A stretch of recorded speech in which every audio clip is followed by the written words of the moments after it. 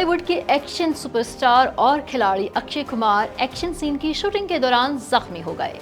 भारतीय मीडिया के मुताबिक मुंबई में अक्षय कुमार अपनी नई फिल्म हाउसफुल 5 की शूटिंग के दौरान एक स्टंट करते हुए जख्मी हुए, जिसके नतीजे में उनकी आंख पर चोट आई। सेट पर हादसे के बाद फिल्म की शूटिंग आर्जी तौर पर रोक दी गई। भारतीय मीडिया रिपोर्ट्स के मुताबिक अक्षय कुमार शूटिंग के दौरान एक खतरनाक स्टंट कर रहे थे, जब अचानक एक चीज उड़ती हुई उनकी आंख में जा लगी। हादसे के फौरन बाद सेट पर एक माहिर अमराज़ चश्म को तलब किया गया, जिन्होंने उनकी आंख पर पट्टी बांधी और आराम करने की हिदायत की। जराये के मुताबिक अक्षय कुमार इस चोट के बाद भी जल्द से जल्द सेट पर वापस आने के लिए पुरअज़्म हैं, ताकि फिल्म की शूटिंग में मजीद ताखीर ना हो। रिपोर्ट्स के मुताबिक हाउसफुल 5 में अक्षय कुमार के साथ रितेश देशमुख भी शामिल हैं। फिल्म में अभिषेक बच्चन, शरियाज तलपड़े की भी वापसी होगी।